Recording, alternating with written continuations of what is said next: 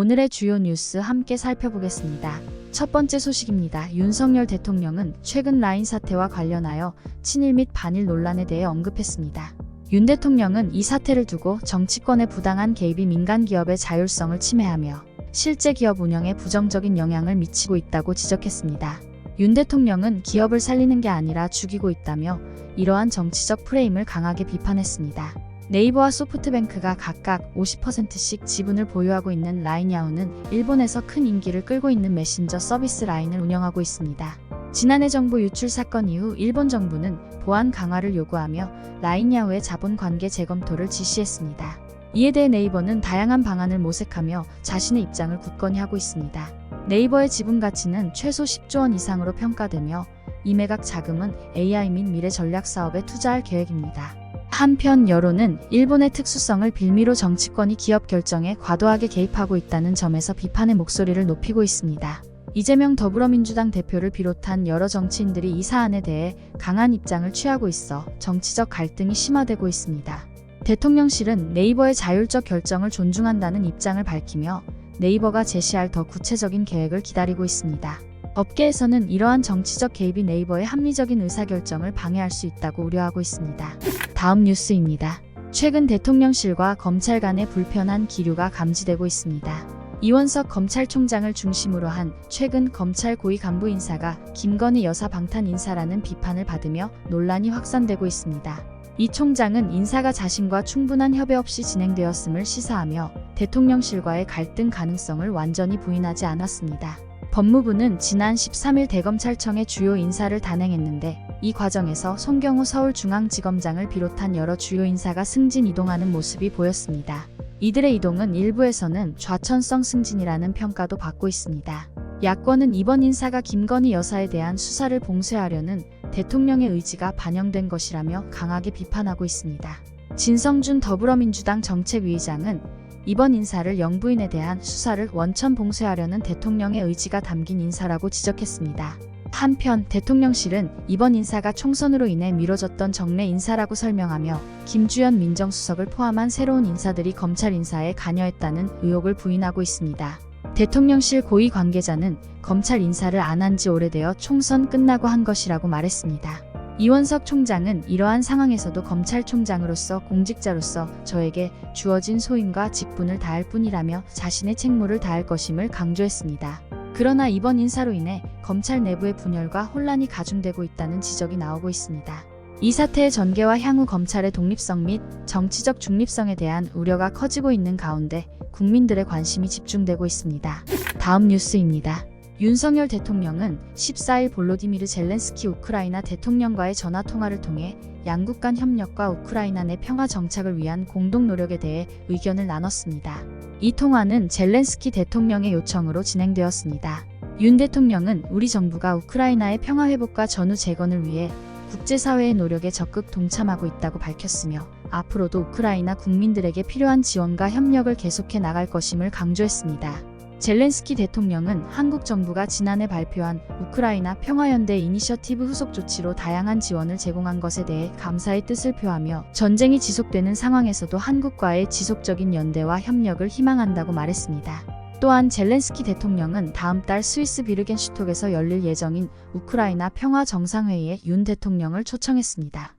이 자리에서 우크라이나 평화 정착을 위한 국제사회의 노력 및 지속적인 기여를 요청하며 양 정상은 전쟁의 조속한 종식과 평화회복, 우크라이나의 자유와 번영을 위해 계속 긴밀히 소통하고 협력하기로 합의했습니다. 다음 뉴스입니다. 오픈 AI가 현지 시간으로 13일 사람과 자연스럽게 대화할 수 있는 능력을 갖춘 새로운 인공지능 모델 GPT-4를 공개했습니다. 이 모델은 텍스트와 이미지뿐만 아니라 감정 표현까지 가능하며 음성 대화도 지원한다는 점이 특징입니다.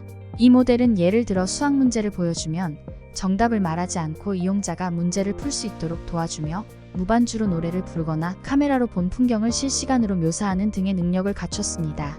오픈 AI의 미라 무라티 최고 기술 책임자는 실시간 대화와 질의응답이 가능한 점을 강조했으며 샘 올트먼 최고 경영자는 이러한 발전이 인간 수준의 반응 시간과 표현력에 도달했다고 평가했습니다. 하지만 이러한 기술 발전에 대해 정보보호학 분야의 전문가들은 사용자가 대화 상대가 AI임을 잊어버릴 정도로 자연스러운 AI의 등장에 경계해야 한다고 지적하고 있습니다. 김명주 서울여대 교수는 AI가 사실과 다른 답변이나 환각 현상 같은 AI의 한계점을 들어 오용으로 인한 부작용이 발생할 수 있다고 경고했습니다. 이로 인해 글로벌 빅테크 기업들 간의 AI 개발 경쟁은 더욱 치열해질 전망입니다. 다음 뉴스입니다. 최근 이상기후로 인한 올리브 작황 부진이 올리브유 가격을 전 세계적으로 급등시키고 있습니다. IMF 국제통화기금에 따르면 올해 1분기 국제 올리브유 가격은 톤당 1,088달러를 기록, 작년 같은 기간 대비 70.2% 상승했습니다. 이는 분기 기준으로 톤당 가격이 1만 달러를 넘어선 최초의 사례입니다. 올리브유의 최대 생산국인 스페인에서는 이상기후로 인해 고온과 가뭄, 산불이 겹쳐 생산량이 크게 감소했습니다. 스페인의 지난해 올리브유 생산량은 약 66만 톤으로 평년 생산량의 절반에도 미치지 못하는 상황입니다. 이러한 올리브유 가격의 급등은 국내 식품업계에도 영향을 미치고 있습니다. CJ제일제당, 샘표, 동원 F&B와 같은 대형 식품 회사들은 이미 이달 초부터 올리브유 가격을 평균 14%에서 30%까지 인상했습니다. 외식업계, 특히 치킨과 같이 튀김 요리에 올리브유를 사용하는 업종은 원가 부담이 커지고 있습니다. 치킨 한 마리를 튀기는데 필요한 올리브유 비용이 기존 3,000원에서 현재는 7,000원대로 뛰었습니다. 이는 메뉴 가격 인상으로 이어질 가능성이 높습니다. 한 외식업계 관계자는 올리브유를 원산지 판매상에게 수입한 뒤 가공에 사용하는데 B2C 제품과 달리 시장 상황에 따라 가격이 계약 시기마다 달라져 변동성이 크다며 비용 부담이 커지고 있다고 밝혔습니다. 또한 BBQ 같은 일부 기업은 올리브유와 해바라 기유를 혼합한 제품을 도입하는 등의 방법으로 대응하고 있지만 올리브유 가격이 장기간 높은 수준을 유지할 것으로 보여 추가적인 대책 마련이 요구되고 있습니다. 다음 뉴스입니다. 한국의 유행 간식 중 하나였던 탕후루가 위기를 맞이하고 있습니다. 올해 들어 폐업 점포수가 개업 점포수를 초과한 것으로 나타났습니다. 이는 기록상 처음 있는 일로 탕후루 매장의 월 평균 폐업 수는 지난해의 4배에 달합니다. 한경닷컴의 분석에 따르면 현재 전국에서 운영 중인 탕후루 매장 중 76%가 지난해에 개업했습니다. 이처럼 단기간 내에 급증한 매장 수가 오히려 업계의 부담으로 작용하고 있는 상황입니다. 올해의 전체 개업 점포 수는 71곳인 반면 폐업 점포 수는 118곳에 달합니다. 최근 탕후루는 SNS에서의 관심이 급감하며 인기가 식었습니다. 빅데이터 플랫폼 썸트렌드에 따르면 탕후루의 언급량이 지난 9월 최고점 대비 10분의 1 수준으로 떨어졌습니다. 이는 유행이 지나가면서 자연스럽게 소비자들의 관심이 줄어든 결과로 해석됩니다. 수도권의 탕후루 매장은 높은 월세 부담과 치열한 경쟁에 직면해 있습니다. 서울, 경기, 인천 등지에 위치한 매장이 전국 매장의 절반 이상을 차지하고 있습니다. 많은 자영업자들이 버틸 만큼 버텼다며 힘든 상황을 호소하고 있습니다. 전문가들은 탕후루 매장의 경쟁력 유지를 위해 다양한 메뉴 전략을 구사하고 있으며 일부는 탕후루 외에도 커피숍, 중국식 메뉴, 한식 등 다양한 종류의 식음료를 취급하고 있습니다. 인하대 소비자학과 이은희 교수는 최근 디저트 문화는 SNS의 영향을 크게 받으며 유행 주기가 짧다고 지적하며 창업자들의 신중한 접근을 조언하고 있습니다. 마지막으로 날씨입니다. 내일은 전국적으로 맑고 따뜻한 날씨가 예상되며 평균 최고 기온은 21도, 평균 최저 기온은 12도로 예상됩니다. 그러나 오후부터 서해안과 남해안 일부 지역에는 비가 내릴 가능성이 있으니 주의하시기 바랍니다.